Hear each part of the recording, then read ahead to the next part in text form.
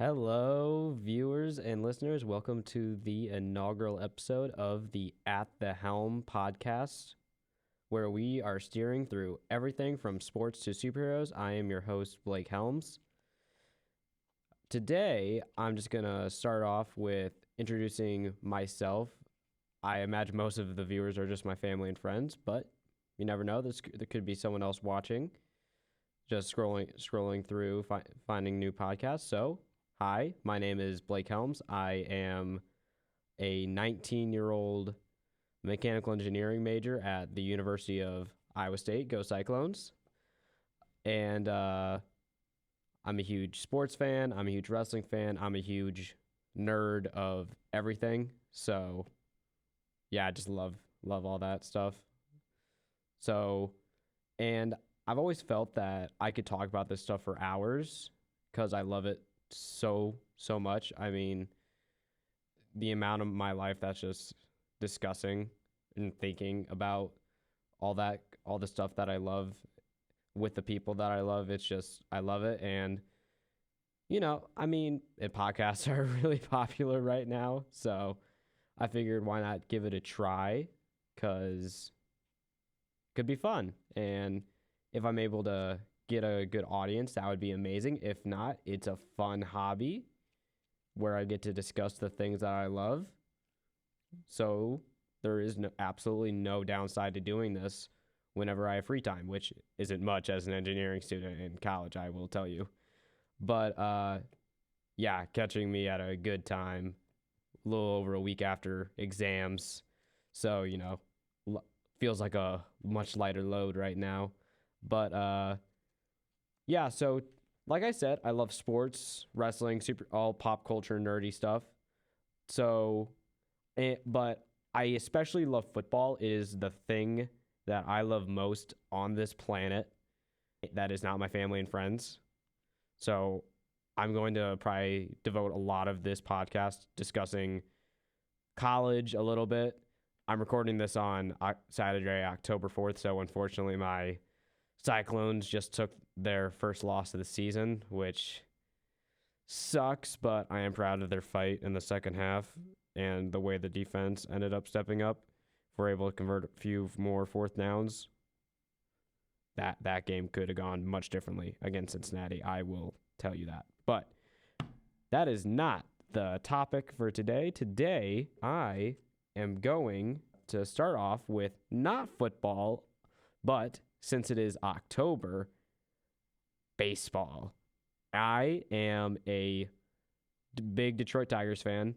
I don't love baseball and follow it quite as closely as football because 162 games is a lot to follow as closely as I do football. But I do like it, and the last year as a Tigers fan has been very fun. From last year, I got complacent with it. I paid attention. I had hope. I was watching Terry Skubal have an amazing season. But I was like, the record's not great. It's maybe Skubal will get the Cy Young, I was hoping, and he was the best pitcher in the league all year, 2024. But, it didn't feel like, it's great having an amazing player. I'm also a Detroit Lions fan. I watched Matthew Stafford and Calvin Johnson as a child. It was amazing, but the team never won very much. So it didn't hit the same. But then from, what was it, like 0.02% chance of making the playoffs to making it, and then not only making the playoffs, but then eliminating the Astros, who had been to 7 or 8 American League Conference Championship Series in a row, which is just insane. It's like what the Chiefs are doing in the NFL right now with Patrick Mahomes and what the Patriots and the Tom Brady were doing before them, which is crazy. But yeah, to do that, beat the Astros with AJ Hinch, the manager who won the World Series with them, and then have a really tough, hard-fought series against the Cleveland Guardians in Cleveland. This close to moving on to the ALCS, but, it just didn't happen. Although Kerry Carpenter gave it his best shot with that 3-run homer in the 9th inning on Emmanuel Clase to win Game 2 of that series. But Then this year happened, and it was looking great. We were one of the best teams all summer. We were like the first 30, 40, 50, and 60 wins on the year. We were always right up there with the Dodgers and the Yankees early on, and then eventually the Brewers. Wow, man, the Brewers, they popped off. Blue Jays, midway through the year, they got it going. They never stopped. And the Tigers, man, the last couple months of the season were rough being a Tigers fan. We were this high. We were so high. Then we dropped so low. I mean, come on. We were one of the best teams. We were fighting for the 1 seed in the AL. And then it looks like for a bit there, we're going to miss the playoffs. Not just blow our division lead, which was a 15.5 game between us and Cleveland at one point. About 10 going into September, the last month of the regular season. And then last year, the whole thing was, don't let the Tigers get hot. And then they did. They did get hot. They had an amazing stretch.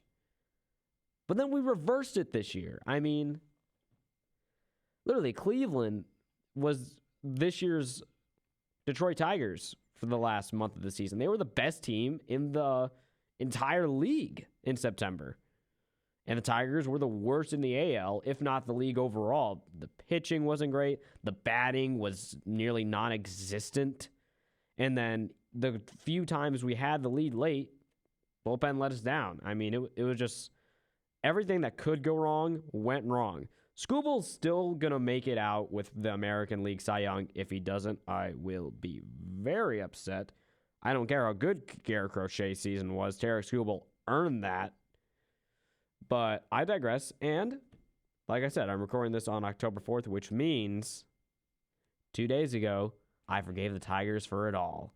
When they beat Cleveland in a hard-fought wild card series, which went to Game 3.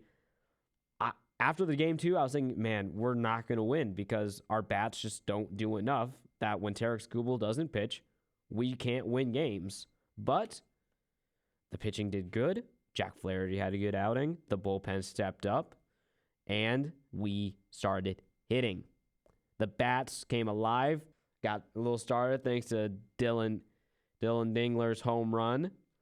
Got things started in the bottom of the 6th against his favorite team growing up. Growing up a Cleveland Indians fan. Yeah, that Guardians name change was terrible. Man, I mean, the Guardians, really, of all things, I mean, the Space Force called themselves the Guardians. You know it's not a good name when you have the same name as them. But anyway, the bats were tremendous. Javier Baez had one heck of a series. That is also the best story, my favorite story probably of this season in 2025. The reemergence of Javier Baez. I mean, the dude became an all-star as a center fielder when he's a shortstop. He went back to shortstop after Parker Meadows returned from injury. That's why he was in center field in the first place. But it's not even just that he played really well in center field. His defense has never been the question. He has been a great defender his entire time in Detroit. That was never in question. The problem is most people are good defenders in the MLB. The difference in skill is just so small, especially in fielding, that, yeah, having an amazing defensive shortstop is really necessary if you want to be a good team. But if that shortstop also is swinging and missing at pitches 3 feet out of the zone, consistently, there's no point. He changed that entirely. He had a good season. Like everyone else, he kind of tailed off at the end of the year. But that wasn't... I'm not going to necessarily put that all on him. Well, I'm going to put it on him. But the team as a whole was having that problem. So, I was upset with the entire Detroit Tigers lineup rather than just Javier Baez. But, I mean, yeah, the most iconic shot this season is his extra innings, three-run bomb against the Boston Red Sox at home. Just that. He knew it immediately, the Boston Red Sox catcher's reaction. Hilarious. And then he started to rally with a great double. Parker Meadows gets a bunt for a hit, moving him to third. Wenzel Perez bringing them home, finally opening it up. And then Torkelson, Riley Green. I'm sorry if I'm forgetting someone, but they followed it up, and it was on. And Will Vest, you made my heart stop for a second there. You made up for the dropping that catch in the 8th inning with that amazing throw on the same play to make sure that was the bleeding stop there, and then you pitched really well in the 9th. Also, Jose Ramirez and Will Vest in that wild card series was absolute cinema. Both games 1 and 2, they both were miraculous instances. But yeah, I'm really looking forward to it. I'm gonna go to a bar somewhere in Ames, Iowa, to go see if I can watch the Tigers-Mariners game tonight. I believe, I can't remember his first name, but Melton is on the mound for the Tigers tonight, which will be good. I saw that. Yeah, who was? I'm gonna check real quick here. What was his name? Brian Wu, the Mariners ace. ESPN felt it worthy to give that mention on their app with a notification. He's down. Now, I'm not too familiar with him, his skill, but if he's labeled an ace, that's probably not a great thing that he's gone. Maybe he's injured. I don't know. Maybe he hasn't been pitching very well. I'm not the biggest follower. It's hard to follow all the teams. I know how good the high-end ones, like obviously I know Cal Riley for the Mariners is going to be tough to stop. I mean, that dude is it's between him and Judge. I would love to see him win it because Judge is going to win like 5 more MVPs regardless. I think he's already won, I want to say 2. I think 2 sounds right for how many Aaron Judge has won. But he's going to win 1 million of them over the next 10 years. You would think, as long as it, hope to God, injuries aren't the reason for that doesn't happen. Same with Shohei Ohtani. But, yeah, Judge will always be in that conversation. This is maybe Cal Riley's chance at it. 60 home runs as a catcher is amazing. 60 home runs in general is amazing. I think in the AL, that's only like the 4th time that's happened. Yeah. And I think all 3 of the other ones were New York Yankees. Shocker. Yeah. Aaron Judge, one of them. Then you have, obviously, wait, did Judge win AL MVP last 2 years in a row? Huh. Maybe he's won 3. Actually, yeah, I can't remember for sure. Yeah. Steel Trap, not so much anymore. It's filled with derivatives and integrals from calculus. Ugh. Anyway, flashbacks. So the Mariners are going to be a very tough thing. It's going to be really hard for the Tigers to get past them this series. I mean, the Tigers have anything is possible when you have Tarek Skubal on the mound. I mean, literally anything. Like, that's the thing. I've become complacent with it. I was texting my high school basketball coach a couple days ago, the day the Tigers beat the Guardians to move on. And he was asking me about my reaction to Tarek Skubal's 7 2/3 game with 14 strikeouts, career high, and tied for a Tigers franchise high in a postseason game. And I'm like, I kind of expected it. I mean, I obviously didn't expect 14 strikeouts. And I probably wasn't expecting 7 2/3 inning. That's a little much, but I was expecting something close to that. I was probably expecting like probably 6 or 7 innings and then close to 10 strikeouts. And then he exceeds my expectations. If it wasn't for a couple choppers in the infield, he wouldn't have even gave up a single run, which is just, he is so freaking good. It's unbelievable. Him and Paul Skeens are just on another level. We were even talking about this on who I would rather have between Paul Skeens and Tarek Skubal for the Tigers. Paul Skeens would be amazing. I would love him to be on my team. It's not going to happen. He's going to cost way too much money in a few years. And so, yeah, He'll probably be moving to New York or LA in a few years. Everybody knows that. But I digress. Tarek Skubal, even if that wasn't the case, say no money's not an issue, I would probably still rather take Tarek Skubal. Not because I think he's so much better than Paul Skeens. This is Paul Skeens. This is Tarek Skubal. They're right there.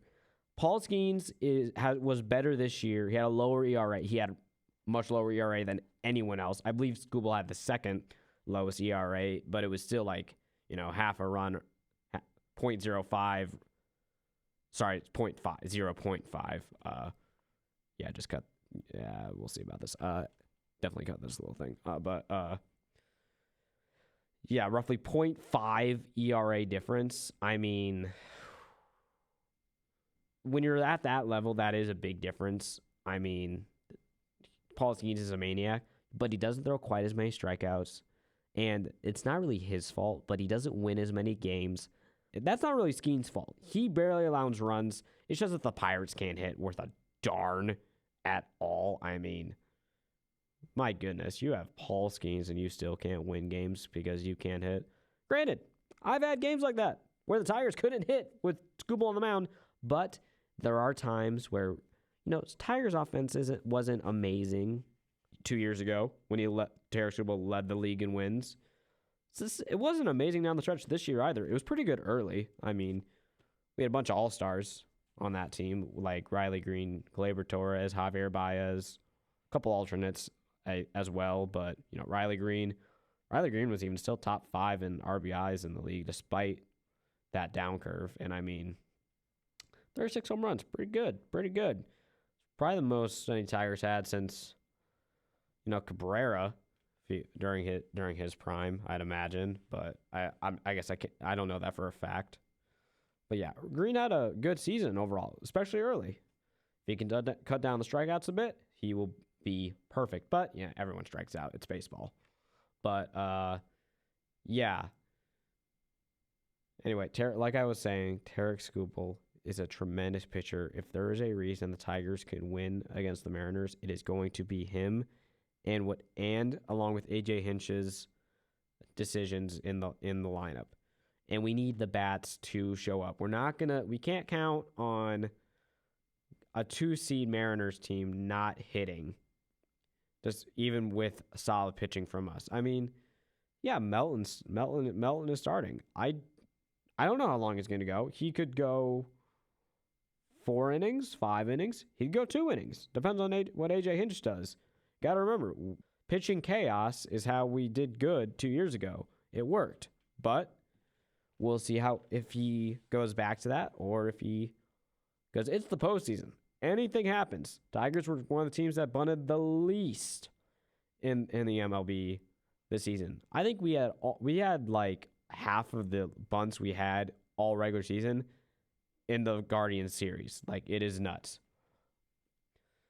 But so there is a chance. This is baseball. Anything can happen. The worst team in the postseason can walk out World Series champions because they get hot at the right time. This isn't most other sports where the best skilled team always wins. This is baseball. The Dodgers have been the best team in baseball the majority of the last 10 years. They've only won 2 championships. One of them because Shohei Ohtani is just that much of a difference maker. The other one was during COVID, where the regular season was only 60 games. So they didn't have quite as much time to, regress as much. Not taking anything away from them. They earned that ring. I applaud them. And yeah, I am looking forward to I have to try to watch whatever game Clayton Kershaw is starting for them, because I mean, this is it, man. That Clayton Kershaw is a legend. I mean, he was the person I was happiest for in 2020 when they won that World Series, because he finally got that ring. I mean, he truly is one of the greatest pitchers of all time. I mean, this guy, over 3,000 career strikeouts. One of only 3 current pitchers to reach that goal, I believe. And I think DeGrom's next. He's a little ways away from it. I'm not sure he'll hit it. But the only other 2 are Max Scherzer and Justin Verlander. Those three are the best pitchers I have ever seen before Tarek Skubal and Paul Skeens showed up. Career-wise, they're still by far the best three I've ever seen career-wise. But yeah, Tarek Skubal and Paul Skeens are also, I hope they get to that level. I hope they're on their level one day. It'll be amazing when it happens. Because I imagine one of them will. I mean, Skeens is still so young. And, I mean, Skubal's not old, but, you know, it took him a little longer to reach this level than it took Skeens. I mean, Skeens was like this immediately. Meanwhile, Skubal had to battle through a few injuries. He, you know, before he developed that amazing changeup, it took a little bit. You know, you saw the potential late 2 years ago, and then he just, bam, he is one of the best in the league. He was the best in the league. And I know Chris Sale also won that Triple Crown, so I guess maybe there's a bit of an argument. Maybe this is just me being a Tigers fan, so I'm a little biased. But, man, he is so good. But back to the main point. The Dodgers, they whooped the Reds. Their offense was unstoppable. It makes sense. They have Shohei Ohtani. They have Mookie Betts. They have Freddie Freeman. They are a stacked team. Their pitchers are good. Their hitters are good.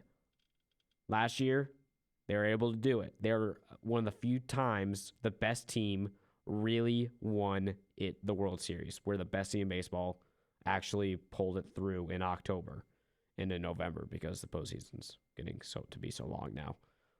But regardless, that is going to be a fun series. Dodgers, Phillies, Bryce Harper, Shohei Ohtani, Freddie Freeman. It's gonna be fun, man. Can't remember. Is Zach Wheeler still hurt? If he is, that's unfortunate. If Zach Wheeler's still hurt, because that would be also really good. I think he is. Off the top of my head, I think he was like out for the year. But I could be wrong. I could be wrong with that. I am no expert. I am just a fan here to discuss it. But yeah, that series is going to be fun. I can see that going to 5. Phillies, Dodgers. I think I picked the Phillies to win it in a bracket I made.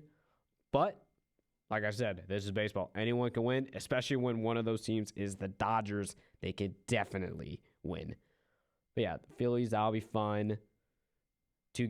Philadelphia is an amazing sports city. It's right up there with New York and Boston and LA. Chicago and Detroit are like right up there too. Detroit, not so much in success, but it just, history, hockey town, the bad boys. Tigers are a solid team. Lions are getting up there. We will probably discuss more about that later. But, yeah, man, the Philadelphia is such a huge sports city. So fun. I mean, you got the Sixers, the Flyers, the reigning, defending Super Bowl champions in the Philadelphia Eagles. That's the thing. We could say the Eagles are off to a shaky start right now. They're 4-0. But back to the Phillies. The Phillies are a tremendous team. They've been one of the tops pretty much all season once they started catching the Mets, who were off to a good start. Man, the Mets, they spent all that money. They try to be the Yankees so much, but they just never will be. I mean, they have the New York market. They have all that money. They can't make it. Meanwhile, the Phillies just do it year in, year out. And you know what's crazy to think about? I think Bryce Harper has been on the Phillies as long as he was on the Nationals, which is just nuts. Because, I mean, where did all the time go? I mean, he was on the Nationals just... what's just sad, though, about the fact about him being there that long? He wasn't there when the Nationals won the World Series in 2019. I feel like people forget that the Nationals won that World Series. I mean, did they beat the Astros to win that one too? I mean, I can't remember who they beat. It was probably the Astros. Last 8 years, it was probably always the Astros in that World Series for the AL. I mean, take a guess. You're probably right. Yeah, just guess the Astros. You're probably right. But, man. And then they had a chance. Also, against the Astros, Bryce Harper and the Phillies had a chance. Just didn't happen. And I think they were the 6th seed. I think they were the 6th seed that year. They were able to power through. I can't remember who they beat, who the 1 seeds were. Maybe in the Braves. Probably the Braves. Braves were a good team about that time. Yeah, it was 2019 when the Nationals won. But yeah, the Phillies a couple years ago, they had that chance. But hey, maybe this is the year. You never ever know. You know what? I'm gonna check current baseball scores right now. Actually, there's playoff games going on as I am recording this at 3:48 in the afternoon on Saturday, October 4th. There is playoff baseball right this second. Man, and okay, I'm checking. All right, you got the Blue Jays up 2-0 against the Yankees. Love to see it. Hey, I like Aaron Judge. He's a great player, but the Yankees have won plenty. Let other teams get it. And then, wow, man, I thought the Brewers are up 9-3 right now. Yeah, and the Brewers are up 9-3 in the top of the 8th, so they're pretty much guaranteed to win that game. Man, and yeah, you know what? Yeah, let's switch gears for a second. Talk about Dodgers Phillies. It's gonna be fun. It's gonna be a great series. But yeah, those two teams, they're always in the play. They've been in the playoffs always. Dodgers are always there. Phillies have been there pretty consistently last few years since Bryce Harper and Schwarber got there. Been going off. I kind of thought Schwarber was done after the Cubs. I think he'd taken a bit of a downturn. Man, was I wrong. Woof, I was wrong on that one. But yeah, they're always going to be there. Those teams are always solid. That's going to be a fun series. But you know what? I was talking about Javier Baez being my favorite story in baseball. That's a bias as a Tigers fan. The biggest story probably outside of the Guardians' big miraculous comeback to win the AL Central, all for nothing. The Brewers, man. The Brewers, they had that, man, right after the All-Star break, they just hit another level. I mean, I'm on vacation, fishing in Minnesota, shocked that I have service so consistently. I'm seeing the Brewers just climb and climb and climb. Win. Oh, they lost. Win. They lose. Just not 12 more wins. I mean, they just I can't remember exactly where they were. They were probably in second, maybe third. But the Cubs have been good all year. There was a good gap between them and the Brewers. Brewers just fly right past them to the 1 seed. And I mean, they did so good. They had like they had like an 11-game win streak. They lost. They had like a 12-game win streak. I may be butchering those numbers. It could have been more. It could have been 15. And I believe it because they were doing that good. I mean, Christian Yelich, I remember when he was he was being so good. That's the thing. I haven't paid attention enough to the players to know like what the players specifically have done, like which one has gone off and had an amazing second half of the year. But I know as a team, wow. And right now, they are kicking the Cubs' ass right now. You know what I mean? I'm a Tigers fan, but I like Cubbies. I grew up in Illinois. I mean, I remember watching the 2016 World Series. That was fun. I was young. That was 2016. I am 19 now. I was 10. Yeah, I was 10 when that happened. So in that game 7 went on so long. I had to go to bed by the 5th inning. It was taking so long because I was tired. And then I find out, man, another big rain delay. I can't remember. Did it go to extras? Or was that the 9th? I think it went to extras off the top of my head. Maybe it was the 9th. Maybe it was the 9th. It just took a while for the 9th inning to happen because of like a rain delay. Maybe that's what I'm thinking of. Yeah, no, it probably just was the 9th. But still, amazing. I wake up, they've won the World Series. It's so fun. I'm going to go off on a little tangent here because I'm discussing the Cubs. And I think this is a really cool story that that I think not very many people know about because it was a very local thing. But my dad was a high school baseball coach for a little bit. He still coaches a lot, but he's not the high school baseball coach anymore. Uh, yeah, he was having practice one day in good old Manlius, Illinois, Bureau Valley High School. Just normal practice, normal spring day. Then a car drives up just with a guy. He's like, "You want?" I can't remember the exact wording because I was so young when this happened. Like I said, I was only 10 when the World Series Cubs won that World Series, and this is the very next spring. A guy just asks to take pictures with my dad's baseball team, and out of his car, he pulls the World Series trophy. I mean,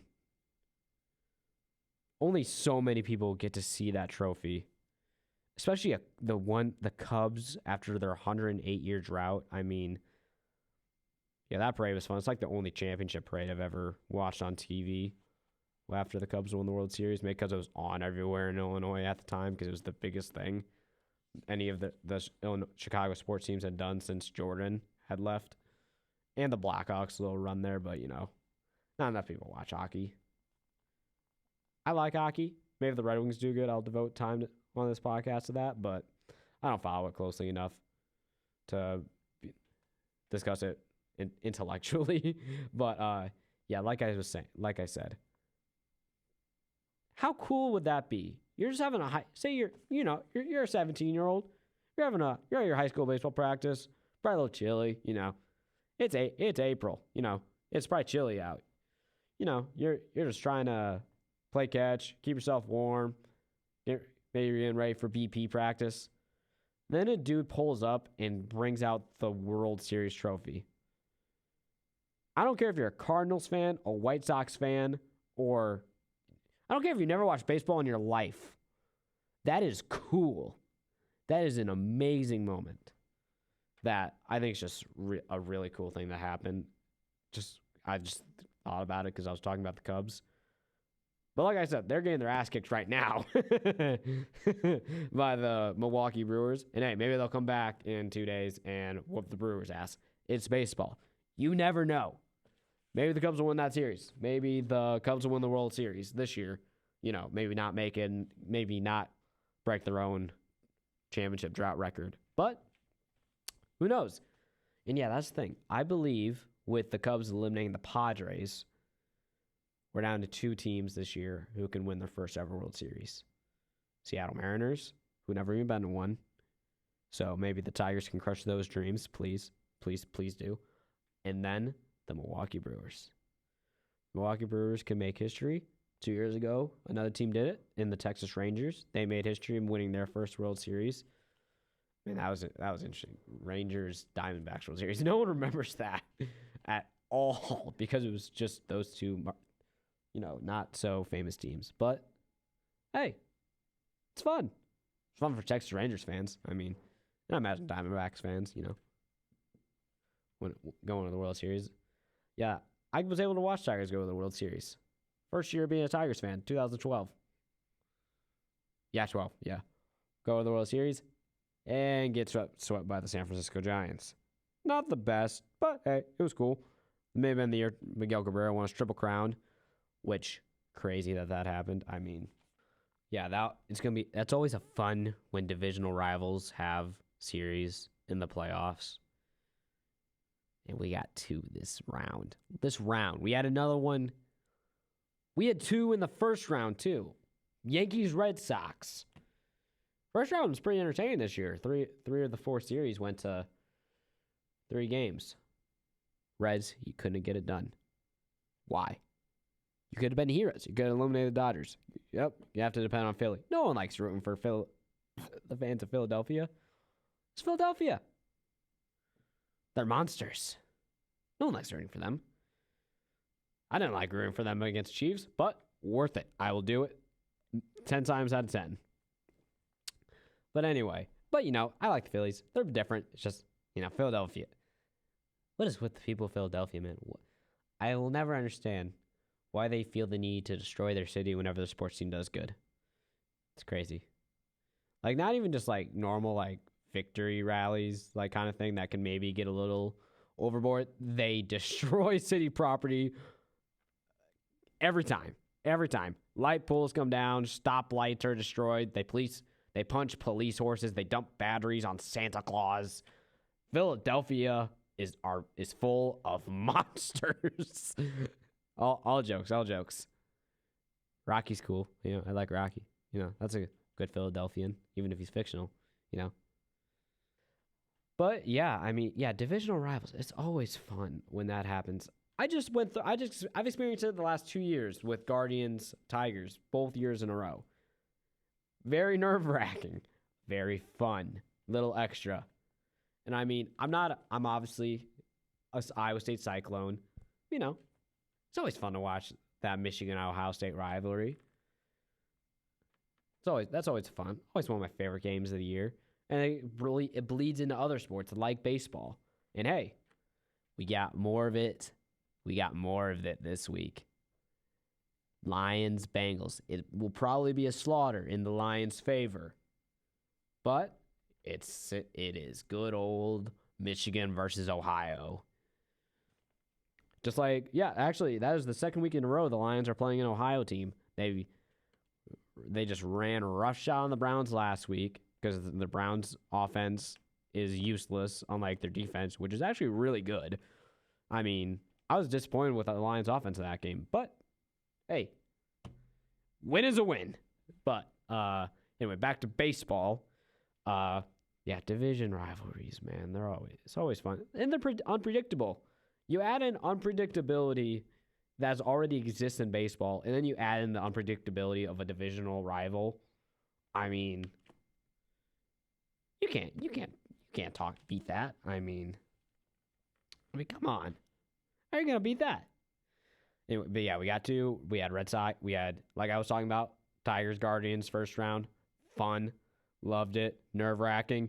I would have been very upset had we lost, but revenge for taking division. I will trade a division title for a playoff series win every single time, Cleveland. You can take that division. You can take your division win championship shirts and burn them because they're useless now because we won in the long run. I don't know if any Cleveland fans are watching this because this is probably going to be a very small viewing. But if there are, you need to feel this. Anyway, but then Red Sox Yankees, the baseball rivalry. I am not old enough to remember when the Red Sox did the tremendous comeback in 2004 and then go on to win the World Series. I was not born. I'm sorry if that makes anyone feel old watching this. You kind of are. But anyway, Red Sox Yankees is one of the greatest rivalries in all of sports. The stories, the great Bambino, the hatred between the two cities, in not even just baseball, but in just sports in general. I mean, yeah, those are two of America's most historic cities in every fashion.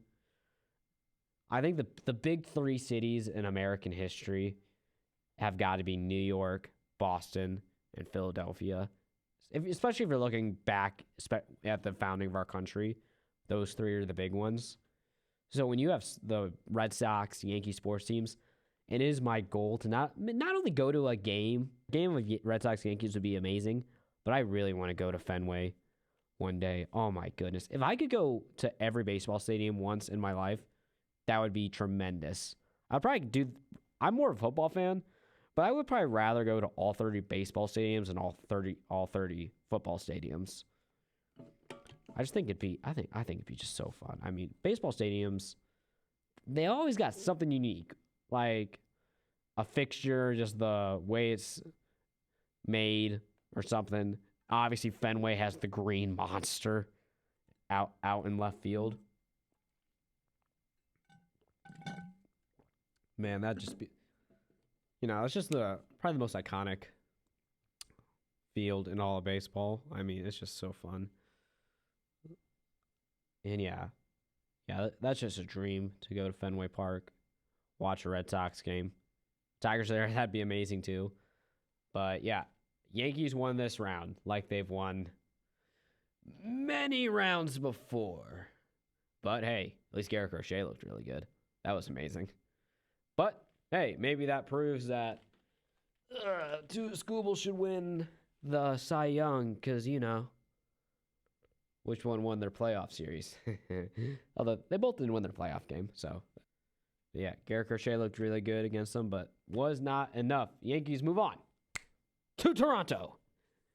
The one Canadian baseball team. Who do I root for? The underdog or the American? I would probably normally go for the American, but not when the American is the New York Yankees. Yeah, I will root for the Blue Jays 100% in that series. I hope they win. I hope it Blue Jays Tigers in the ALCS. Let's make it happen, baby. Let's have the AL. Yeah, you know what? Any three of those teams representing the American League in the World Series would be great. Blue Jays aren't there very often. The Mariners have never been there. Tigers, they haven't been there in a while, and they haven't won one in 40 years, so it's deserved. Obviously, I want them to be the ones to do it. But hey, if it can't be us, let's hope it's not the Yankees. But yeah, anyway, that could be an interesting series. Bo Bichette, and Max Scherzer not on the ALDS roster for the Blue Jays. Hopefully, I think Bichette is injured, so that it's understandable. Hopefully, not having Scherzer. Maybe he's injured too. Like I said, I'm not an analyst. I don't know everything. I'm just a fan who wants to talk about it more and maybe reach out to people who do as well. And yeah, baseball is just so fun. It's just, how can you not be romantic about baseball? It's just, oh man, it's just so, there's just something different about it. I mean, and I love football. It's my favorite sport. There's just something different about October in baseball. There's nothing like it. There's nothing like it in the world. And I mean, yeah, and maybe it's because it's so unpredictable. I mean, last year it was surprising. We had both 1 seeds in the World Series. It doesn't happen that often. One will get in. One of them will get in because they're really good. But I mean, not both that often. 2 or 3 wild card team occasionally gets in there. Not even occasionally. They get there pretty often when you think if you really think about it. I mean, yeah, I think, yeah, the Rangers were World Series champions 2 years ago. They were a wild card team. Hopefully the Tigers can repeat that this year. Yay. But yeah, I mean, this is just, it's just so fun. Baseball. And I mean, yeah, but yeah, let's see. Here are my predictions for the rest of baseball. And I'm not sure when this will come out, so maybe some of these series will be done. But these predictions are being made on Saturday, October 4th, during Game 1 of the ALDS series. And I am going to choose first Seattle Mariners versus Detroit Tigers. Who will win? AL MVP, likely, possible, Cal Riley, or almost guaranteed AL Cy Young winner, Tarek Skubal. The winner is, shockingly, the Detroit Tigers in 5. Yeah. They will go on to face the winner of the Toronto Blue Jays versus the New York Yankees. Yeah. Anyway. But my prediction, Yankees in 4. I'm sorry, Blue Jays. I hope you win. But it's the Yankees, man. It's New York Yankees. Not betting against Aaron Judge that early. I mean, it's hard to do. You know what? I hope I'm wrong. But I'm going to do it. Anyway, but then Phillies of Philadelphia Man, that's a very creative nickname, very creative team name. Versus the Los Angeles Dodgers. My prediction: Philadelphia Phillies move on. Shohei goes home empty-handed this year. No back-to-back this time. And they will face the winner of the Chicago Cubs versus the Milwaukee Brewers. And I cannot bet against the Brewers right now. Brewers in 3. I'm gonna have the Phillies win in 5. Looking back now, didn't say the games, but yeah. All right, so Final Four. First with the ALCS.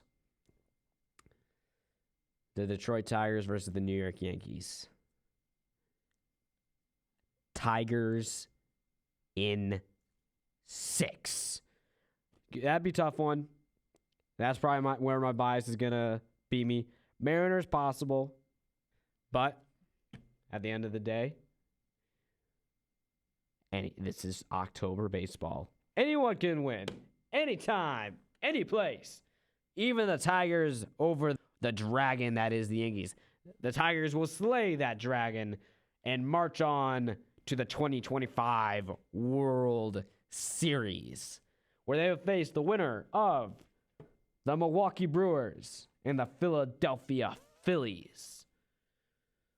This one's a little tougher. I don't really have a bias in this one. My prediction: this is where the Brewers season of tremendous proportion comes to an end in 7 versus the Philadelphia Phillies. Maybe that's just a fan of me. I love Game 7s. They're just so fun. But that one could go. That would be a tough series.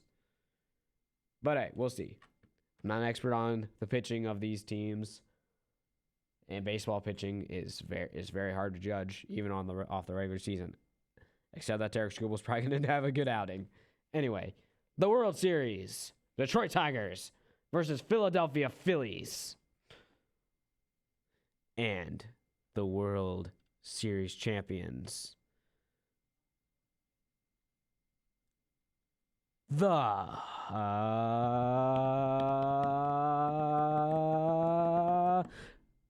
Detroit Tigers.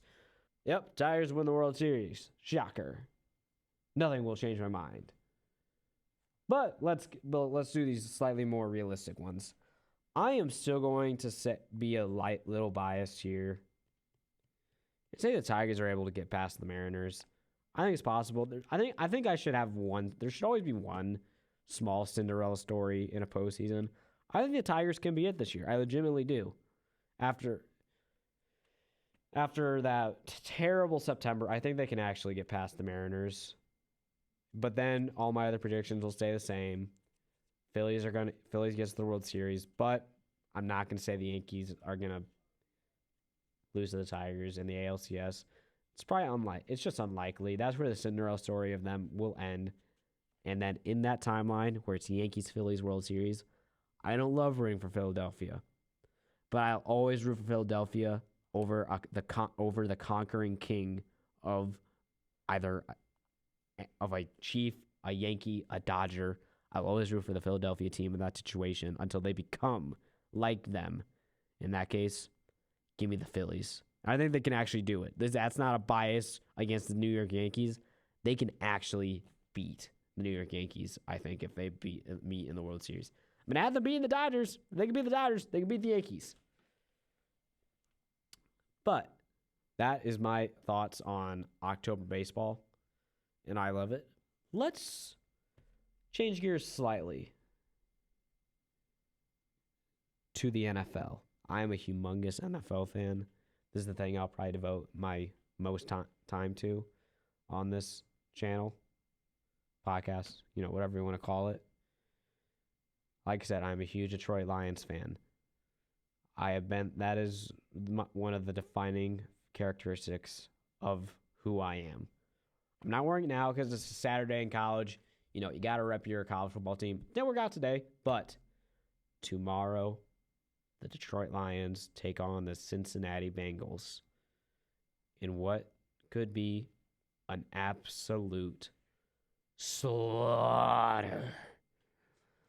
Without Joe Burrow, I'm not sure the Bengals have much of a chance. But I've thought about that about a lot of games this year, and that team's won. I thought about the Browns versus the Packers. Browns won. I thought about it last week when the Giants faced the Chargers. I thought they were throwing Jackson Dart into a wood chipper. And you know what? He came out pretty unscathed. Giants won. So I'm going to say that there is a chance that the Bengals can win that game. I really think there is. Their defense has looked a lot better than it did last year. They're not giving up 50 points a game. But if Joe Burrow was healthy, I would be a nervous wreck for this game on tomorrow. And you know, I'm probably not going to post this until like a week after that game occurs. So you know what? That will probably look bad. This could maybe look really bad in hindsight. But I mean, what are you going to do about it? I mean, what can I say? I am confident in the Lions. Since week 1, they have looked like maybe the best team in the league outside of maybe like the Bills, because the Eagles haven't looked amazing. They're winning. I'll give them that. They find ways to win. They haven't played a complete game yet, especially now on all sides of the ball. I mean, they've had some really lucky breaks. The Eagles have. The Lions, outside of a game where they had to figure things out, which is understandable. You know, first game with new coordinators, first game with these new offensive linemen in the interior. You know, there's some growing pains with that stuff. You know, John Moran had a big shoes to fill with Ben Johnson, who, wow, did we whoop his butt. Woo, 50 points. 50. It don't matter how good of an offensive genius you are if your defense can't stop the other team from scoring. That's right, Ben Johnson. Anyway, but yeah, the Lions, man, they have looked so good the last three games. Whooped the Bears. Defense came up big against the Ravens, and the offense looked tremendous. They had one of maybe the greatest drives I've seen Lions ever have, where they had to go 98.5 yards down the field, and then they just march. Sam Laporta caught third down catch after third down catch, and they finish the job in the end zone. And David Montgomery won me my fantasy league that week. Woo! And then last week, the offense didn't look amazing, you know, but it's not going to against a team like the Browns. And there's stuff to fix with that. The Browns defense is really good, but there's ways the Lions can improve with that offense, which is always a good thing. You never want your offense to be perfect this early in. You want them to be able to get better. I mean, if it's the highest it's ever going to be, right, this early in the season, you might not last very long. Unless this really is the greatest offense of all time, it might not pay off very well. You know, maybe that's stupid. Maybe what I just said is completely stupid, but you always want them to get better. You always want them to, you don't want them to reach and then can only go down during the season. I think that's a good opinion. I think that's a good opinion. You want them to start good, but where there's room for improvement. And that's where the Lions have been. They started really bad. But then they hopped up to good. And then they improved a little bit against the Ravens, I think. And then they show that there's problems against the Browns when they actually play a really good defense. But defense looked amazing. Aiden Hutchinson had a day. Special teams did really good. Khalif Raymond with the punt return touchdown, baby. Unfortunately, though, man, our secondary took a bit of a beating. Kirby Joseph, last I saw, he was questionable for Sunday's game against Cincinnati, but he was able to come back last week. I think he can do it again.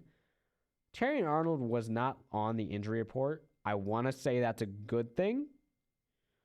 I think that should be a good thing. It probably means he's playing. But yeah, he hasn't had the best season. He just hasn't. but hopefully he can improve. And yeah, it's hard being a corner in the NFL. It's the hardest job in football when you're not the quarterback, in my opinion, because it's just so difficult to be a corner in the NFL. And yeah, he gets penalized too much. That's his main thing. But hope he can improve. It's only his second year. It's not like he's done. It's not like he can't improve. It's not like this is his peak. He can get better. But hey, Amik Robertson has done really well for us last 2 years. He was a great signing by Brad Holmes, who, God, that dude could draft a tree, and I think that tree would be an amazing football player. I say this really often. People I know will confirm that is my opinion. But yeah, that he was good. He locked up Justin Jefferson last year because he's been guarding him since they were in diapers, basically. But yeah, so. But anyway, yeah, the Lions are probably going to do really well. My only concern against the Bengals is even with Jake Browning at quarterback, you can't just. Jamar Chase and T. Higgins are still huge threats. You don't have to be the best quarterback in the world to throw the ball to an open Jamar Chase if the coverage isn't good enough. But hey, that Bengals line is terrible. It's been terrible the entire time Joe Burrow's been there. That's been the conversation every single year, except last year because their defense was just that much worse. But the line was never good. Has never been good with Joe Burrow there. That was the thing. When Joe Burrow was going into his second year, they had the choice. They had the 5th overall pick. They could either choose to draft Jamar Chase, give Joe Burrow his number 1 receiver, or they could choose to draft Penei Sewell and give Joe Burrow time and protection to help prolong his career. They obviously, this was 5 years ago now, they obviously opted to go for Jamar Chase. And I am very thankful they did. I wanted Chase going into that draft. I thought he would fall to the Lions if the Bengals decided to draft Sewell. And I wanted a receiver that draft. Thankfully, I got one in the 4th round by, this random from USC named Amon-Ra St. Brown. Weird name. But yeah, we ended up getting Penei Sewell in that draft, which I didn't think it was a sexy pick. I thought it was solid. I mean, I really wanted a wide receiver in the 1st round because I didn't know who Jared Goff was going to throw the ball to that year. And remember, Stafford had just been traded. I was very upset because Stafford was my childhood as a Lions fan. I mean, man, I love Matthew Stafford. I still love Matthew Stafford. I have a Matthew Stafford Rams jersey because I love him that much. And I will always root for the Rams when they don't interfere with the Lions' interests, which includes playing the Lions. Man, that playoff game was the most nervous I have probably ever been going into a game because not only was it the Lions' chance to win a playoff game, but I mean, Matthew Stafford's first game in Detroit, not in a Lions uniform, there's no chance that wasn't scripted. But, yeah. But yeah, Penei Sewell was a tremendous draft pick.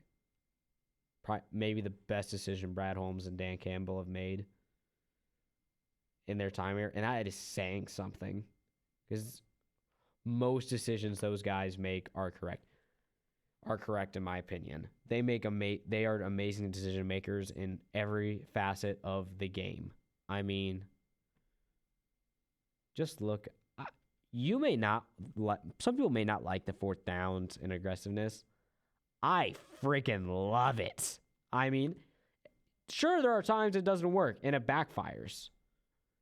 Sometimes I do question it. There are times where I'm like, don't go for this one. Don't go for this one. We're too we're too far in our own zone. But you know what? If we are past midfield, 4th and short, I will never complain about him going for it on 4th down because it works. That's why we are so good now. It's a big reason why we are where we're at, why the Lions are at where they are now. If people will say, "Oh, why did you win the NFC Championship game?" That is not why we lost that game. Didn't help. Wasn't exactly not a reason. I still think he should have done it. I agree with the decision. I mean, it was definitely the first time it happened because that ball was just dropped. It was just straight up dropped. And I like Josh. I like Josh Reynolds. I thought he was a good wide receiver. 2, 3. J-Mo hadn't shown up yet. I'd say, yeah, probably 2 behind Amon Ra. And then Sam Laporta as well. But, he was a solid receiver for us. But, he dropped it when it mattered most. He had 2 drops in that game. That were huge. Yeah, it wasn't Dan Campbell's decision-making that lost us that game. Everything that could go wrong went wrong in the 2023 NFC Championship game where the Lions were concerned that second half. Josh Reynolds drops an open 4th down, which would have continued that drive. Deep ball bounces off a Lions defender's helmet, and Ayuk makes a tremendous diving catch. Should have been an interception. Jahmyr Gibbs fumbles the very next drive deep in Lions territory, setting up another San Francisco score. And then, of course, we went for it on 4th again, and it didn't work. That time, I may not have went for it on 4th down that time, but our kicking wasn't amazing. It's whatever. But you know what? It's all in the past. We focusing on the now is much more important, and the now is the 2025 Detroit Lions, who since week 1 have looked like their old selves. They looked like the Super Bowl contender that they have been the last 2 years. They looked like the team that could dethrone the Eagles as champions. I hope this is the case. I hope it's Bills-Lions in the Super Bowl. That'd be the greatest Super Bowl ever, in my opinion, just based on matchup alone. Because no matter what happens in that game, a fan base that has gone through so much pain, so much torment, so much heartbreak will finally get the victory that will define their franchise. But you know what? At the end of the day, anybody but the Chiefs. But yeah, let's do a little more dive on tomorrow for the NFL. Man, the Niners beating the Rams Thursday. No, I'm not even sure that was the 49ers. That's like half of the 49ers. It's like the 24.5ers.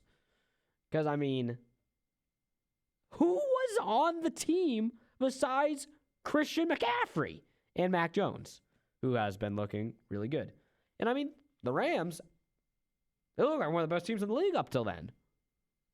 Outside of a loss to the Eagles because of a blocked, why do the kicks keep getting blocked? Is it the defending? Is that guy kicking way too low? What is that? What is with that? I don't think I've ever seen a team get this many block kicks consistently. This is like the Cody Parkey of getting kicks blocked. Man, that dude could hit an upright from 50 yards, but he couldn't make it through. But yeah. And Kyron Williams, that fumble on the 1, man. Then he still went in overtime, and then you just couldn't get that yard on 4th and short. But hey, you know what?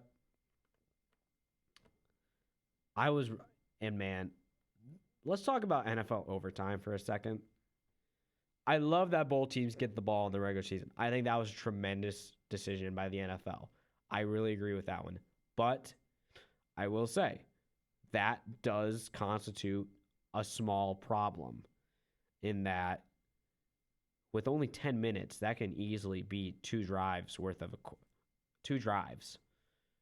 Yeah, 10 minutes can easily only be 2 drives especially when one team's going to go for it on 4th down, say after the other team scores. I mean, it's just going to make it harder to finish those games properly in overtime. they need to do either. You know what? Just screw the. I was gonna say, add more time to make sure that doesn't happen to try to avoid ties. End ties. Ties are stupid. No one wants to have a game end in a tie. Some people would rather lose than tie, or at least almost. I mean, the Packers-Cowboys game was a barn burner. It was a game of the week. It was so good. 40-40. And those are two teams I hate, but I was enjoying watching. Ugh. Packers and Cowboys, I hate them so much. Man, I lost a bet to one of my best friends who's a Cowboys fan that 2 years ago that I had to wear a Dak Prescott jersey to school after the clearly Taylor Decker called eligible game. That was one of the worst days of my life. That was one of the worst days. Man, that was terrible. But then they got whooped by the Packers in the playoffs 2 weeks later. I don't know, a few times I was rooting for them. I was actually rooting for them that game because I hate the Packers so much. We would have played them then. We would have whooped them. But I digress. Back to the topic at hand. That game was tremendous. That Packers-Cowboys game was tremendous. 40-40. You're telling me you can't just extend that to we actually have a winner? Just NFL is the simplest thing. And ties. If it's tied at the end of overtime, just continue. Make it like the playoffs. Or, better yet, just do college style, man. Not this, like, alternating 2-point attempts thing that they're doing now after, like, the third overtime or whatever. But just the old college overtime that I don't care if it goes 7 overtimes. I want a winner, not a tie. I'll stay up to 1 a.m. to watch football. I will do it. I stay up to 1 a.m. just on normal time anyway. Sorry, Mom. But even during school nights. But ties are stupid. Baseball doesn't have ties. Basketball doesn't have ties. Hockey doesn't have ties. How about we just not tie? Ever. It's stupid. Anyway, let's get back. Let's focus on this week. 8:30 a.m. tomorrow Central Time, being in Iowa. Vikings-Browns, 8:30 a.m. in Jolly old London, mate. That was terrible. But yeah, Vikings-Browns. Go Browns. Screw the Vikings. But Vikings. Carson Wentz starting. Man, that's just a sad story, man. Carson Wentz, he was so good. He was so good with the Eagles, and then Nick Foles stole his moment. But yeah, Vikings-Browns, the debut of Dylan Gabriel. Not Shedeur Sanders. But, I hope he does well. Like every young rookie, I hope he does pretty well. It could be fun, but that is a hard defense. I think this is going to be a very defensive game. I mean, Brian Flores on one side calling that defense, which is very good. He's going to make Dylan Gabriel's first start a living hell. And Myles Garrett is going to murder Carson Wentz. He's going to add him to the QB graveyard he's setting up for Halloween in a few weeks. But yeah, I mean, it's probably going to be a low-scoring game.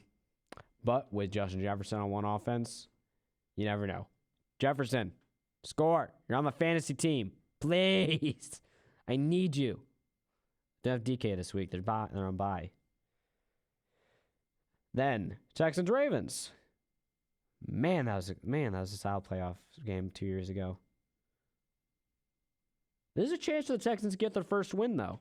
No Lamar Jackson. Cooper Rush, the former Cowboy. He will be in the start against the Houston Texans, whose defense has looked good. That is not the problem. That's not the reason the Texans are 0-4. The problem is their offensive line is made of paper to an even greater extent than the Bengals line. That they are just not going to win games until that's fixed. I mean, they got I may have misspoke earlier. They got a win last week when they beat the Titans. Yeah, Cam Ward was right. They asked. But, yeah, still. You beat the Titans. No one cares if you beat the Titans. And the Ravens don't look good either. If the Ravens lose this game, they're probably not going to make the playoffs. That's just a legitimate fact, which going into the season was unfathomable, really. They have not looked, well, they've looked okay in some instances. Their defense hasn't looked good. Their defense has been bad. And yeah, they've been injured. They've been really injured. You know, not as much as like not the 49ers level, but almost. Especially now that Lamar's out. Like that's, you know, he's like the best quarterback on the planet. One of. And I mean, yeah, that just hurts. I mean, Derrick Henry struggled early. Thank you, Aiden Hutchinson, for forcing that fumble. That was amazing. But yeah, like, but let's be real for a second. Who are the Ravens' losses to? The Bills. In a game they really should have won, but they did. It's the Bills. Josh Allen. The Lions. Another really good team. Super Bowl contender. And the Chiefs, yeah. I have to say it. Are the Chiefs back? They might be back after that game. I mean, they whooped the Ravens. They whooped them. Patrick Mahomes had a Patrick Mahomes stat line for the first time in like 3 years outside the playoffs. But I mean, yeah. Like, those are 3 solid teams. Not even solid. That's like, the Chiefs maybe the Chiefs are only solid this year. But I mean, they're back to 2-2. They're back to 500. But that's like, let's say the Chiefs are decent, and then 2 really good teams. It's a 4-0 and a 3-1 team that don't look beyond any sign of stopping anytime soon. But yeah, I think the Ravens are probably. Oh, this go either way, man. Remember when CJ Stroud was like the second coming of Peyton Manning 2 years ago? Where'd that go? But, man, I don't know who's going to win that game. It's going to be tough to choose. I want to say the Ravens in some aspects, but I think the Texans actually could. Yeah, I'm going to say the Ravens win. I think they are good. I think they're good enough to win a game without Lamar. But I could eat my words with that one. Then, a game of the week. A tremendous battle of Titans, which does not include the Tennessee Titans. The New York Giants versus the New Orleans Saints. Man, who decided to put that on the schedule? Anyway, yeah, that's a rough game. I mean, Jackson Dart looked good, though, last week. And Cam Scadaboo has had a really nice season. I hate him for what he did to Iowa State in the Big 12 Championship, but he's a good player. And he is probably going to end up with CTE by the end of the season. Yeah.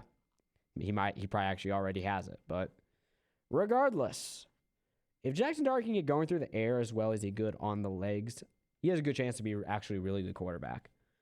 But the Saints, he didn't look that bad last week. They were in it with the Bills. They've got some solid players on the team. They don't have the quarterback. Like, and the tank for Arch thing, not looking like the best idea right now. He's currently getting beaten by Florida, which, so, you know, not great as I'm recording this. But, yeah, that game's going to be rough. I think the Giants are probably going to win. I think the Giants will win that one just because they look good. They look half decent. They look decent against the Chargers, which are a really good team. You know, until they charger it, I guess. But that game could be rough. But hey, you never know.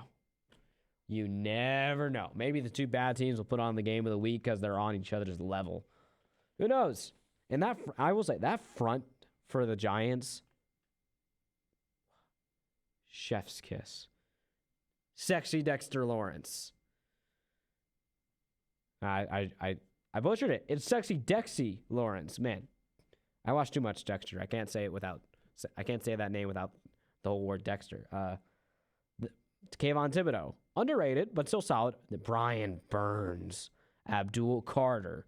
It's a good defensive front on that team. It's hard. That is going to be rough Saints O-line's going to have a bad day tomorrow. But then, Broncos-Eagles. Interesting. The Eagles haven't looked amazing this year. They looked solid. They looked good at times. A.J. Brown doing his weird tweets. Man, just... Can players just stop being cryptic about it?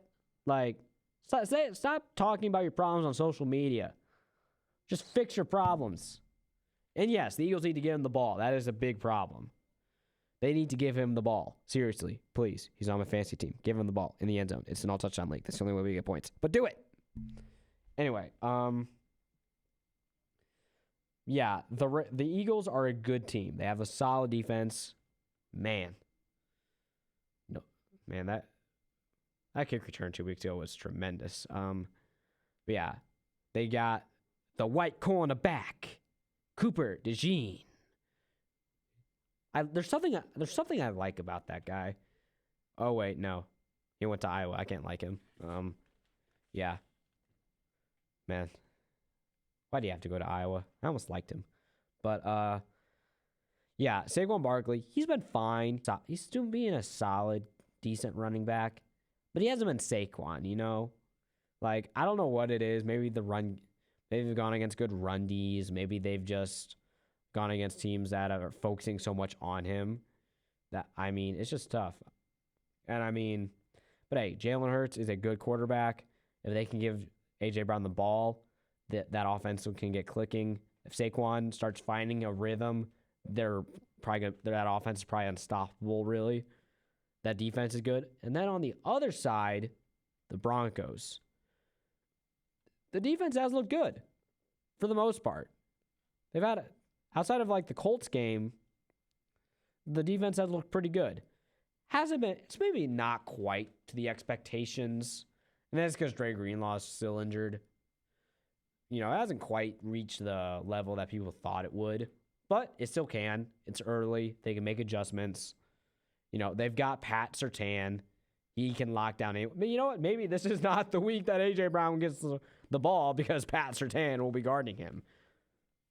Like that'll be tough. And then the offense, it's looked okay. You know, it hasn't taken the next step. Bo Nix hasn't had a great start. You know, they whooped the Bengals last week, but at this point, that doesn't mean what it used to. It's not what it used to mean. Last year, you whooped the Bengals like that. That's insane. Because you held Joe Burrow to 3 points, but you held Jake Browning to 3 points, who, man, he just hasn't been looking very good. It's sad, really. Yeah, the Eagles probably win this one. You know, the Broncos, you know, need to get over that hump. They need to get over that hump. I just don't think they're quite there yet. But hey, I'm not an analyst. I'm not a professional in this. I'm just a fan stating his opinions. Like I said, I won't post this until after this Sunday. This could be bad. I could be way off in all of this. Then, Cowboys-Jets. Cowboys will probably win this one, honestly. I'm just not going to sugarcoat. They'll probably win this one. Their offense has looked good. Defense, not so much.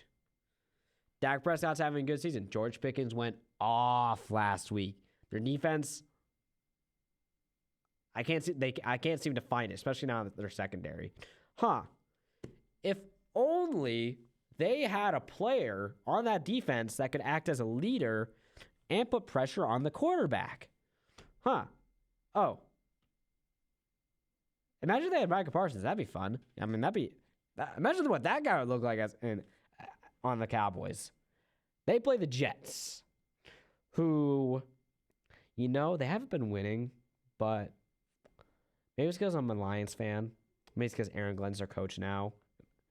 But there's something about them, not last week so much, but they remind me of the Lions, Dan Campbell's first season. Not winning games, but gritty. But, you know, gritty losses, close losses, tough losses, where at least one aspect of the team looks pretty damn good. And I mean, hey. But at the end of the day, Jets are the Jets. until they prove otherwise. The Jets are the Jets. But at least Aaron Glenn has cool dance moves. That's at least fun. But anyway, yeah, Cowboys probably gonna win that one, which I hate saying, but it's just the truth. Unfortunately. Raiders Colts.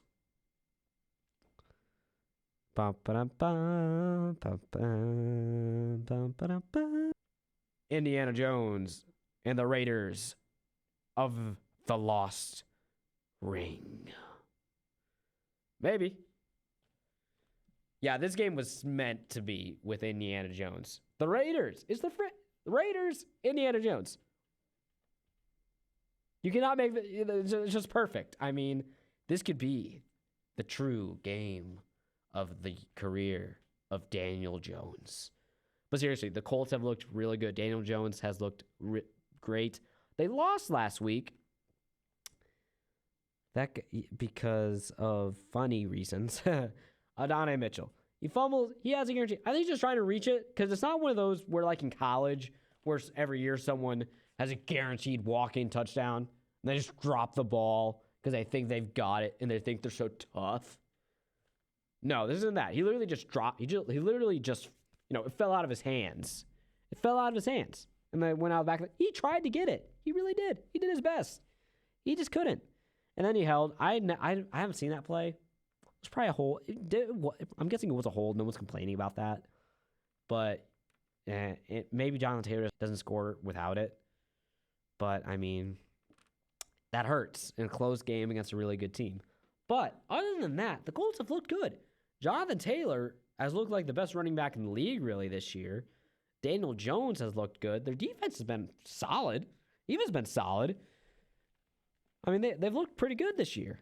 And this week, they're against the Raiders, who they have good aspects about them. Max Crosby in that defense is good. Ashton Genty went off last week. He brought back the Michael Myers pose. You know what? Maybe all these guys need a movie theme song related to them, and then they just do amazing. Like Indiana Jones, Michael Myers. People just need theme songs, man, and they do good. But yeah, I mean, Geno just keeps turning the ball over, man. They can't win with that. They just can't. It's just not how football goes.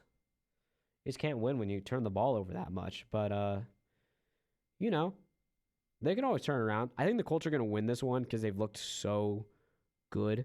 They're probably going to win the AFC South. But the Jags, they're kind of right there with them too. So it's hard to say. But yeah, I think the Colts are probably going to win this one. Then you got Panthers, Dolphins. Yay! Dolphins, you won your first game. But Tyreek Hill's leg bent the wrong way. Been there. In several instances. I'm a Lions fan. I watched Aiden Hutchinson have a very similar situation last year. I had a similar situation happen to myself in high school. It sucks. Seriously, derailed everything, man. Senior year homecoming. Why not break your leg that game? But, I digress. Dolphins. Oof. You looked I mean, the offense looked decent. They had a cool flip. Tua finally had a pass he could complete without throwing an interception. They looked solid. But before that game, they just didn't look good. They looked bad. They've looked really bad this year. And the Panthers, what? You shut out the Falcons and then you get blown out by the 2025 Patriots. It's not like this is a few years ago. It's not like this was the Tom Brady Patriots that you got blown out by. You get blown out by these Patriots. I think the Panthers are going to win this one because they've shown they can have that good moment. But these both teams are just so bad. It's hard to tell. I mean, this is just rough. Then, next matchup. Seahawks, Buccaneers. This game of the week, calling it. Baker Mayfield, Sam Darnold. I wonder how these two teams, how these two quarterbacks are looking good now. It's not like they started their careers on horrible teams like the Browns or the Jets or the Panthers. You know, those teams can't develop quarterbacks. It's a good thing they didn't start there. I don't know how they were able to do this. Wait a second. Anyway, yeah, so it's Darnold and Baker, two stories. Baker is just so good, man. He is so good. It is insane. He's such a good quarterback. You know, they lost last week to the Eagles, but they looked really good that second half. And you know, Chris Godwin's getting back. Tristan Wirfs is back. They're a really good team, and I think they can go far this year. The really only competition is the Falcons in the AFC South, the NFC South. And I don't know what to make of the Falcons this year, but hey, Bucs look good. But so do the Seahawks. It's weird. The NFC West is just seemingly full of good teams this year. But the Seahawks look good. Sam Darnold, after a shaky first week, has looked solid. Jackson Smith-Njigba is a good wide receiver. And yeah, the Seahawks have just had a solid time these last few weeks. They've looked pretty darn good. They've capitalized on opponents' mistakes, like, you know, letting the ball touch in the landing zone and then letting it go into the end zone, or missing the landing zone late in the game. You know, stuff like that. But yeah, this could be a really good game. I think the Bucs are going to take it. I have a little more confidence in them in this situation. And I really like the Bucs. I hope they go far. I like Baker. I think if there's a team that in the NFC that isn't the Detroit Lions I would like to see win, it's probably Baker and the Buccaneers. Sure, they won the Super Bowl a little bit ago, and they had another one early 2000s, but you know, that team suffered a lot. I think they have like the worst winning percentage in the history of the NFL. You know, shockingly, they have 2 Super Bowls despite it, but you know, gaining the greatest of all time as your quarterback for a couple seasons will help that case. But yeah, I really like the Buccaneers, man. They're such a fun team. I really enjoy them. Like, it's just they're such a fun time watching them. I mean, it's just so good. I love it. I don't have a big gripe with Seahawks. We had a bit of a rivalry with the Lions last few years. Kept playing each other and you kept beating us in close games until last year. But yeah. Then Cardinals, Titans. Yikes. Anyway, the Cardinals, they're iffy. They're just mid. They are the definition of a mid NFL team. Maybe the Steelers are the definition of a mid NFL team. It's insane the Steelers are probably going to win that division just by default at this point. But anyway, the Titans. I said this earlier. Cam Ward said it on Sunday last week. They ass. There is no better way to describe it. They're not good. Brian Callahan, you are going to get fired unless you start shaping up soon. You're not Dan Campbell. You don't have the faith of the organization behind you, I don't think. You got to do something or else you are gone. The Cardinals. Marvin Harrison Jr. Let's call it a catch. You did a lot of them in college. Do them here in the NFL. Granted, he had a good touchdown at the end of that game. Maybe that could be the point where he starts turning it around. But if he doesn't start catching consistently, what's the point? I mean, maybe he needs a paternity test or something, but I don't know. It's just weird. Anyway, the Cardinals have looked solid. I'm going to give them the win on this one. They've looked decent enough to pull this one off. Like, they're a solid team. They're probably not going to do anything crazy. They can beat the bad teams. Probably not going to beat any of the super good ones besides maybe a lucky divisional win, because seemingly every other team in their division is really good this year, or at least pretty good this year. But yeah, Cardinals win. But then Chargers Commanders. Now this could be interesting. Justin Herbert versus Jaden Daniels, who is returning. Yeah, the Commanders have been a little tough to judge this year Because, I mean, Jay Daniels hasn't played in 2 weeks. So last week's hard to really judge on the team, especially with Scary Terry not playing last week also. It's tough to judge that Falcons loss properly. But now that Jay Daniels is back, hopefully we can start figuring out how good they really are. That Packers loss wasn't great, but during the first 2 games, the Packers looked like Super Bowl champions. Not anymore, you cheeseheads. But, yeah, that bye could not have come at a better time for them. But the Commanders, I think, are a good team. They're going to be a solid team. They better be. It'll make that revenge when we beat them later this year so much better. But, yeah, they're going to be solid. Austin Eckler out for the season. That hurts. That always sucks. Oh, yeah, I forgot to mention this earlier. Malik Neighbors getting out for the year. That also sucks. Yeah, that's the thing. Injuries. The only person I've ever been somewhat, like I haven't been sad about them getting injured in the NFL is Deshaun Watson. That's the only guy I've never been upset with getting injured. Because I'm like, oh no, whatever could he do to deserve this? But anyway, yeah, pretty much everyone else, even if they're not the best person off the field or on it, it's sad to see those injuries. I mean, yeah, like when Nate Hudson was on the ground last week, my heart stopped because I was having PTSD flashbacks.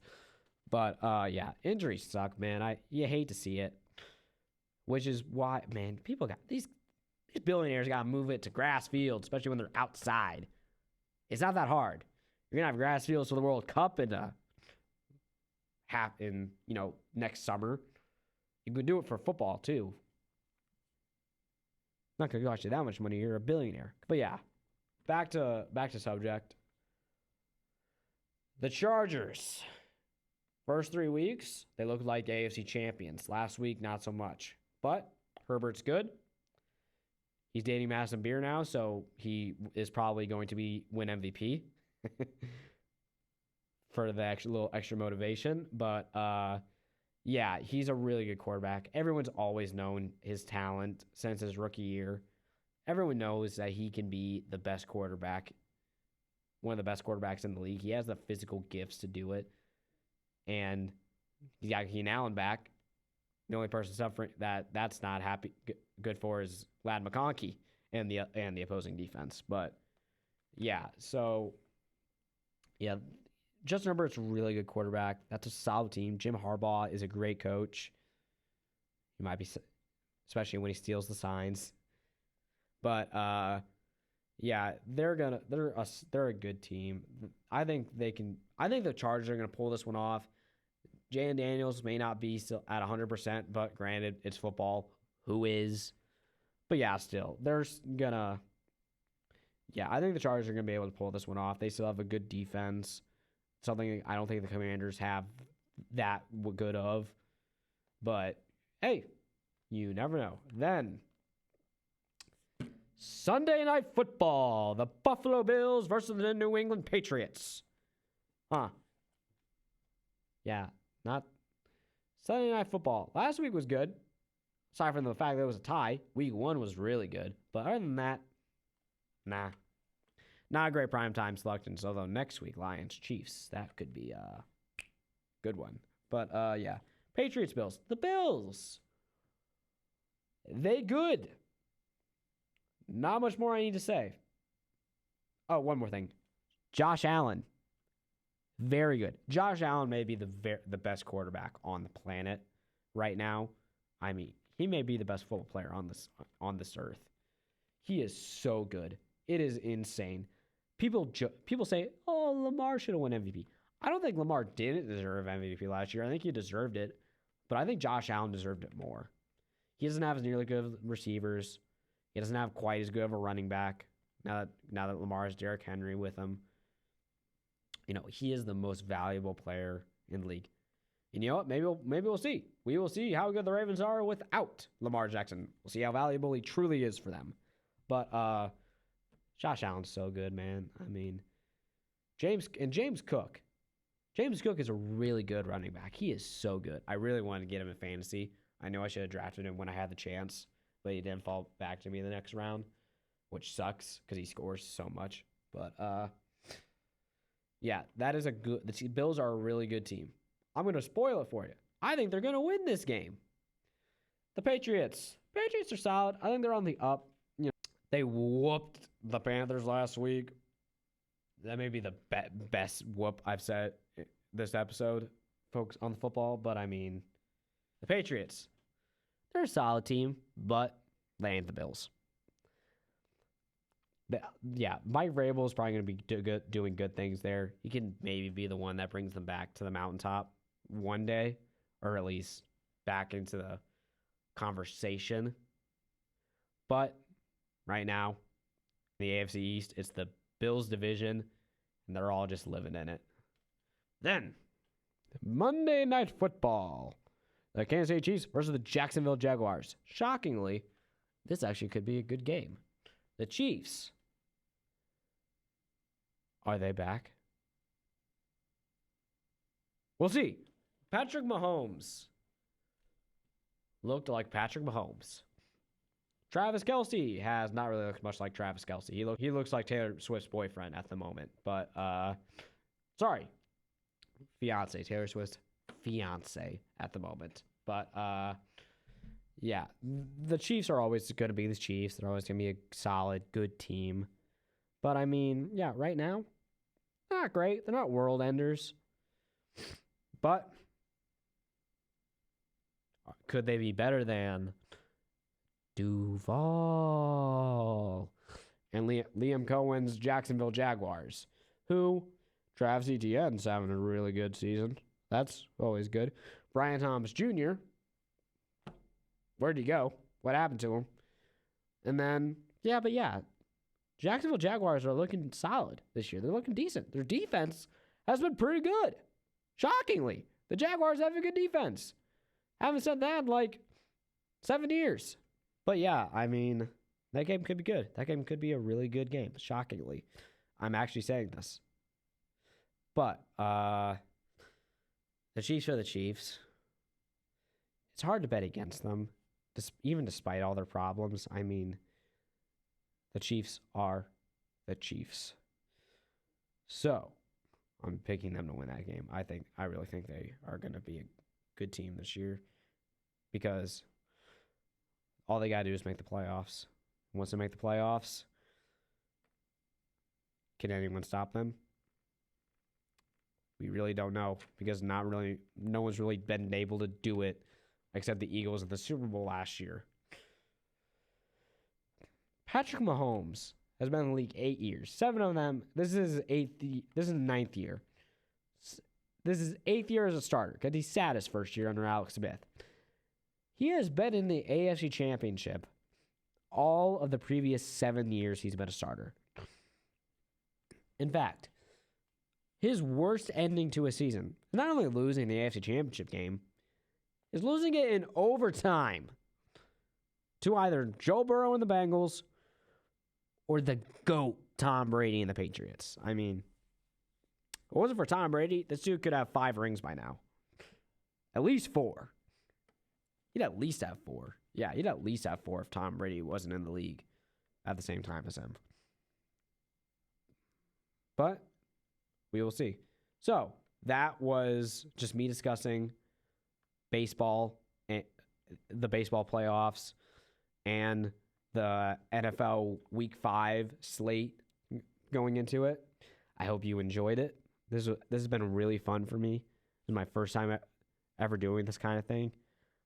This has been just a tremendous experience, really. I hope this leads to more this feeling consistently when I record these and post these out, and maybe hear like my close family and friends hopefully enjoying it and telling me that they enjoy it, because I think that would be great. But hey, if you don't like, if say you came up on this episode and you just aren't interested in football or baseball, that is fine.